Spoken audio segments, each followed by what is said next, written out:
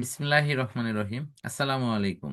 উপবৃত্তির তথ্য সংক্রান্ত বিষয়ে আমরা অভিভাবকের তথ্য কিভাবে এন্ট্রি করতে হয় এই বিষয়টি এখানে প্রদর্শন করছি।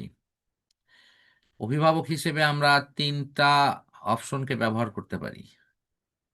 একটা হলো পিতা অথবা মাতা অথবা আমাদের পারিবারিকভাবে রিলেটেড অন্য কোনো সদস্য। সেটা হতে পারে বড় ভাই, বড় বোন, খালা, ফুপি, কাকা, কাকি, মামা, মামি, নানা, নানি, দাদা, দাদি। অনেকেই হতে পারে, এদের লেখা আছে। কিন্তু সেখানে অন্য অভিভাবক তখনই হবে যদি পিতা বা মাতা তার অ্যাবসেন্ট থাকে, সেটা মৃত্যুজনিত কারণে হোক বা অন্য কোনো কারণে হোক। যদি অন্য কারণের মধ্যে অনেক সময় হয়, ডিভোর্স হয় না, দেখা যাচ্ছে যে তার আহ, লেখাপড়ার দায়িত্বটা হয়তো কে নিছে, মামা নিছে। হ্যাঁ, মানে মাকে হয়তো ডিভোর্স দিয়েছে, মার অন্য জায়গায় বিয়ে হয়ে গেছে, মামা খরচ চালাচ্ছে। সেক্ষেত্রে মামা হবে তোমার অভিভাবক। হয়তো এরকম অনেক সময়। তো সুতরাং মৃত্যুজনিত কারণ তো আছেই, তার সাথে আদার্স কারণের মধ্যে ওটা একটা। এখন প্রশ্ন হলো, যদি অন্য অভিভাবক দেওয়া হয়, দেখো এখানে শর্ত দিছে কিন্তু, সেক্ষেত্রে শিক্ষার্থীর নিজ নামেই অ্যাকাউন্ট খুলতে হবে স্কুল ব্যাংকিং এ।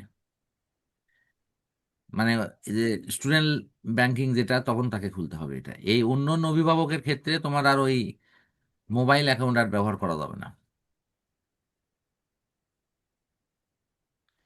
তাহলে স্টুডেন্ট তার নিজের নামে অ্যাকাউন্ট খুলবে, আর ওই যে নানা, নানি, খালা, খালু, ভাই বোন যাদেরকেই তারা অভিভাবক বানালো, তখন ওই যে অভিভাবকের ঘরে গিয়ে সে স্বাক্ষর দেবে ওই ব্যাংকে। ক্লিয়ার, বুঝছ?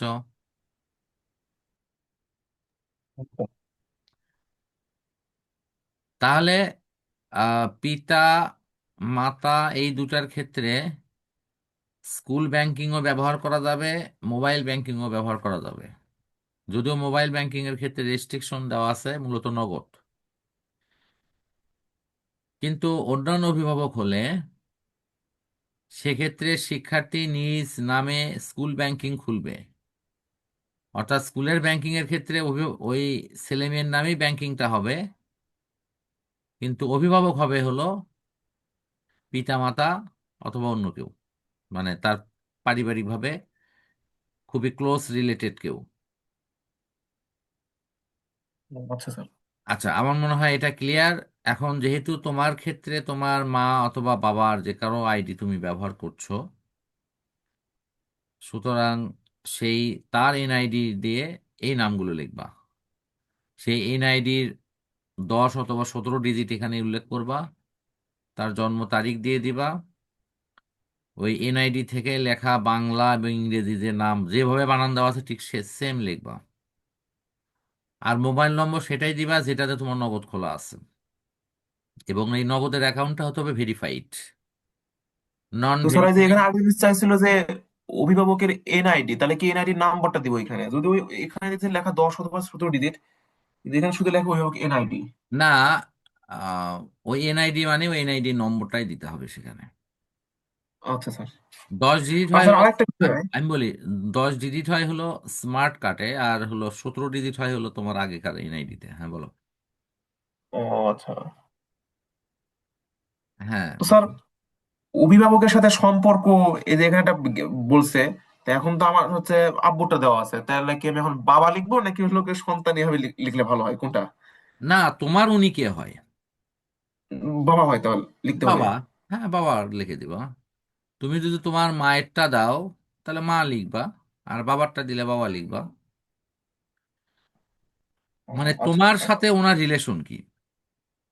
এইটা জানতে চাইছে। হ্যাঁ, ঠিক আছে। এটা আগের যে ইয়ে ছিল না, সেখানে তো ওই ঘর লেখা ছিল যে আপনি যার দিচ্ছেন তার সাথে আপনার সম্পর্ক কি। সম্পর্ক লেখা একটা ঘর ছিলই। যা হোক, তোমাদের ওখানে জিনিসটা একটু মডিফাই করছে, সমস্যা নাই, ওটা ওইভাবেই লিখে দেবে যে তুমি তুমি যাকে অভিভাবক দিচ্ছ সে কে আসলে। জি স্যার। ঠিক আছে। মোবাইল নম্বর এবং পেশা। আর মায়েদের ক্ষেত্রে সাধারণত গৃহিণী দেয় ম্যাক্সিমাম ক্ষেত্রে, আর বাবার ক্ষেত্রে কৃষি। তবে তারপরও যদি কারো পেশা ভিন্ন থাকে সে ভিন্নটাই দেবে আর কি। পেমেন্টের তথ্য। এই পেমেন্টের তথ্য হলো শিক্ষার্থী কোন হিসাবধারীর নামে উপবৃত্তির অর্থ পেতে ইচ্ছুক। দেখো, পিতার নামে হলো এখানে, মাতার নামে হলো এখানে, মানে অভিভাবক যদি পিতা হয় তাহলে পিতাটা ঠিক হবে, মাতা হলে মাতাটা ঠিক হবে। আর যদি স্কুল ব্যাংকিং হয় তাহলে কিন্তু সেটা নিজ নামে। এই জায়গাটা কিন্তু অনেকেই ভুল করে। ব্যাংক অ্যাকাউন্ট দেয় কয় কার নামে, কয় মায়ের নামে। না, ব্যাংক অ্যাকাউন্টে গেলে তোমার নিজের নামেই স্কুল ব্যাংক অ্যাকাউন্ট করতে হবে, মানে স্টুডেন্ট অ্যাকাউন্ট করে সেখানে অভিভাবক বানাতে হবে পিতা অথবা মাতাকে। যাকে অভিভাবক বানানো হবে তখন সেই তথ্য এখানে দিতে হবে। এখন প্রশ্ন হলো যে যদি কেউ স্কুল ব্যাংকিং দেয় তাহলে কি করতে হবে। তাহলে তার এই কাজটা করতে হবে। এদের লেখা আছে যে স্কুল ব্যাংকিং এর তথ্য: ব্যাংকের নাম, শাখার নাম, অ্যাকাউন্টধারীর নাম, আর ব্যাংকের যেটা মূল অ্যাকাউন্ট তার ডিজিটগুলো। তো এগুলো লিখবে কোথায়? এগুলো এই ঘরগুলো, এই যে ফাঁকা ঘরগুলোতে তাকে লিখতে হবে। আর এজেন্ট ব্যাংকিং, এটা তো মনে হয় জানোই। এটা এটা হলো কি এই জিনিসই, এটাই যখন ছোট পরিসরে হয় তখন এটা এজেন্ট ব্যাংকিং বলে। এজেন্ট ব্যাংকিং কিন্তু গ্রাম অঞ্চলেও আছে। বড় ব্যাংক সব সময় বড় গ্রাম অঞ্চলে থাকে না, বিশেষ করে লোকাল এরিয়াতে সেখানে এজেন্ট ব্যাংকিং থাকে। তো এই মূল ব্যাংকের মতো এখানে সব কাজই করা যাবে।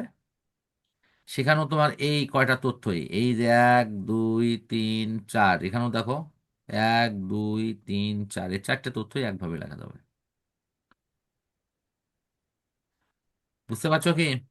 এখন আসি যে যদি আমি ধরে নিচ্ছি যে তোমার ক্ষেত্রে তোমার আব্বু অথবা আম্মুর মোবাইল ব্যাংকিং অ্যাড করবা, তাহলে মোবাইল ব্যাংকিং এর নাম এটা হবে নগদ। তারপরে সেই 11 ডিজিট, অর্থাৎ এটা কার 11 ডিজিট? ওই মোবাইলের 11 ডিজিট। কথা বুঝছো কি? জি স্যার। লেখা আছে অভিভাবকের এনআইডি দিয়ে অ্যাকাউন্ট খুলতে হবে। এখানে কথাটা আরেকটু যোগ হবে: তার এনআইডিতে ভেরিফাইড করা সিম, আবার তার একই এনআইডি দিয়েই ভেরিফাইড করা নগদ অ্যাকাউন্ট। ভেরিফাইড বলতে আমি এটাই বুঝাচ্ছি যে নগদের অথেন্টিক কোনো এজেন্ট ওই অভিভাবকের আঙুলের ছাপ, চোখের আহ, বিশেষ অংশ থেকে শরীরের বিভিন্ন অপশনকে ব্যবহার করে তার অ্যাকাউন্টটাকে সে ভেরিফাই করবে। অর্থাৎ তার এনআইডির সাথে এই সিমের তথ্যের মিল আছে কিনা সেগুলো সে চেক করবে, দেন অ্যাকাউন্টটা সে অ্যাক্টিভ করে দেবে। এরকম এনআইডি, ওই ব্যক্তি এবং ওই অ্যাকাউন্ট, এই তিনটা জিনিসের কানেক্টিভিটি করবে হলো ওই নগদের এজেন্ট, যাকে এই ধরনের মানে সিস্টেম প্রোভাইড করা আছে, অথরিটি তাকে এই ধরনের অনুমতি দিয়েছে। তার কাছে এই ধরনের অনলাইন ডিভাইস আছে, সে আঙুলের ছাপ সহ যা যা তার দরকার সবকিছু নেবে। চোখের আই কন্ট্যাক্টের অপশনও নেয় অনেক সময়, তুমি এটা জানো হয়তো যে যারা পাসপোর্ট করতে গেছে এটা ওটার মতো আর কি বিষয়টা। তো বেশিরভাগ ক্ষেত্রে আঙুলের ছাপই নেওয়া হয়। আর লাস্টে অ্যাকাউন্টধারীর নাম, এটা ওই আহ, তার যে এনআইডি কার্ড আছে সেই এনআইডি কার্ডে বাংলা এবং ইংলিশ নাম এখানে স্পষ্ট করে লিখে দিতে হবে। ইংলিশের নাম লিখলে সেগুলো বড় হাতের হরফে লিখতে হয়। যে কোনো ফর্মে ইংলিশ লেখাটা সাধারণত সবাই বড় হাতের হরফে চায়। এটা এই কারণেই যাতে করে অক্ষরগুলো স্পষ্ট বোঝা যায়। হ্যাঁ, এখন এখানকার সবচেয়ে গুরুত্বপূর্ণ যে বিষয়টা আছে, তুমি দেখবা পুরো ফর্ম মিলে পিতামাতার স্বাক্ষরের ঘর আছে। সে ঘরগুলোতে পিতামাতার স্বাক্ষর থাকবে, স্টুডেন্টের স্বাক্ষর থাকবে। এই স্বাক্ষর দ্বারা এটাই বোঝানো হবে যে তোমাদের সরবরাহকৃত তথ্য সঠিক, এবং কোনো ভুল তথ্য দেওয়া থাকলে এর দায় দায়িত্ব তোমাদের উপর বর্তাবে। এই জন্য এই স্বাক্ষরটা থাকবে। হুম। এই মোটামুটি অপশন। এই যে লেখা আছে স্থায়ী ঠিকানা, এটা কিন্তু অভিভাবকের স্থায়ী ঠিকানা, বর্তমান ঠিকানা। ঠিক আছে। এই যে শিক্ষার্থীর যে বিভাগটা আছে, এগুলো তোমার মনে হয় ওখানে ইয়ে করে সিস্টেম করে দেওয়াই আছে। একটু আর আলাদা আছে, ওই কলেজ থেকে একদম দিছে তো, মানে মডিফাই করে এক কথা হ্যাঁ বলতে হ্যাঁ গেলে। হ্যাঁ হ্যাঁ, আমি আমি প্রয়োজন তোমাকে এই কপি এমনি দিব, হলি তুমি দেখো আর কি। আহ, তবে এইগুলোই আছে, আমি দেখছি তোমার ওখানে। ঠিক আছে। জি স্যার। এইগুলো এইগুলো যেভাবে নিয়ম অনুসারে সেটাই। এই টিক দেওয়া নিয়ে যদি কোনোটাতে তোমার কোনো প্রবলেম মনে হয়, সেটা আমাকে জিজ্ঞাসা করো, আমি হেল্প করবো এনে। এখানে আমার মধ্যে আসলে একটু বক্স হয়ে গেছে, মানে উত্তরটা লিখতে বলছে, হাতে লিখে লিখতে হবে। যা হোক, ওটা ওনারা কৌশল করছে।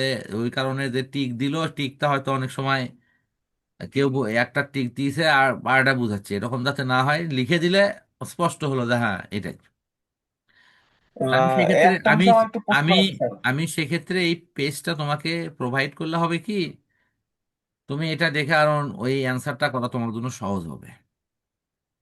তারপর টেকনিক্যালি কোনো হেল্প লাগলে আমাকে বলো, আমি ইনশাল্লাহ সহযোগিতা করব। বুঝতে আচ্ছা স্যার। পারছো? এই জি যে স্যার। এই জায়গাটা দেখো, এটা প্রতিষ্ঠানের কাজ। এই ধরনের সুপারিশযোগ্য যারা, তাদের এখানে টিক হবে। আর যাদের সুপারিশের অযোগ্য, তাদের এই জায়গায় টিক হবে করে এখানে স্বাক্ষর। শিক্ষা। এত যদি কিছু জায়গা আমার নাই, আমার এই জায়গাটা এই হলো ব্যাপার। না, এটা তোমার ওখানে নাই, বাট এটা প্রতিষ্ঠান করে নেবে। তোমাকে আমি ও বলতেছি যে, ওরা করে নিবে না? হ্যাঁ, এই যে এই যে এই যে কমিটি সদস্য, এরকম অপশনগুলো করা আছে। ওই যে কমিটির 3 সদস্য, তারই স্বাক্ষর। আর এটা তো হলো স্যার, এই উপবৃত্তি দায়িত্বে যারা আছে, তাদের মনে হয় কোনো স্বাক্ষর হবে। এই যে এই স্বাক্ষরগুলো ও, সবগুলো পেজে এই স্বাক্ষর দেওয়া দেখলাম। আর ওই যে মোবাইলের নগদের যে অ্যাকাউন্ট নাম্বারটা, সেটা কি ওই যে, মানে যে মোবাইল নাম্বার দিয়ে খোলা হয়েছে সিমটা, ওইটাই না? না, ওটাই তো। আসলে অনেকে এটা চিন্তা করে যে মোবাইল নম্বর আর অ্যাকাউন্ট নম্বর কি এক, ওটা তো একই হয়। আমাদের বিকাশ এবং নগদের বেলায় ডিজিটের কোনো কম বেশি নাই। শুধুমাত্র এম ক্যাশ, যেটা ইসলামী ব্যাংকের, আর একটা হলো তোমার রকেট, এদের ক্ষেত্রে তোমার সর্বশেষে একটা করে বাড়তি সংখ্যা বসে। মানে ও, ওনাদেরটা 12 ডিজিটের। আর অন্যান্য ক্ষেত্রে তো সেম টু সেম। আর কোনো প্রশ্ন আছে আপাতত? আর আরেকটা স্যার আছে, সেটা হইতেছে যে এই যে আবেদনকারী কি মুক্তিযুদ্ধের প্রজন্ম কিনা। তো আমার তো দাদা নানা এরা কেউ, ওনারা কেউই মুক্তিযোদ্ধা না, কিন্তু আমার নানার আপন ভাই হচ্ছে মুক্তিযোদ্ধা ছিল, একদম জেনুইন। তাই এখন এই ক্ষেত্রে এটা কি কি দিব আসলে? আমার তো মনে হচ্ছে না দেওয়াই ভালো। না, তোমার আপন নানার ভাই, এখন সেও তোমার সম্পর্কে নানা হয়। এখন তুমি যদি দেখাও যে তুমি অমুকের নাতি, মুক্তিযোদ্ধার নাতি, তাহলে সেক্ষেত্রে তোমাকে আবার ওই তোমার নানা যে মুক্তিযোদ্ধা, তার কিন্তু একটা মানে সার্টিফাইড কপি আছে তার কাছে যে সে মুক্তিযোদ্ধা।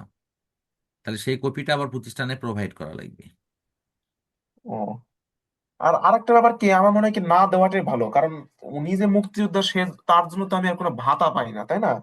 তাহলে তো উম, বরং এটা হ্যাঁ দেওয়াটাই আমার কাছে মনে হয় একটু বিপজ্জনক, যে সরকার না, মনে করবে আমার এখন কোনো ভাতা এইটা টাতা নাই তুমি কিনা। কি করবা সেটা না আমি বলতে পারবো না। তবে তুমি ওখানে দিলে তোমাকে তার প্রুফ দিতে হবে। ওটা এখন কর্তৃপক্ষের ব্যাপার, যে কর্তৃপক্ষ সেটাকে চাইতে কিভাবে। পারে। হুম। এইটা। জি স্যার। তো ঠিক আছে, আর তো কোনো প্রশ্ন নাই? না না, আপাতত আর নাই স্যার।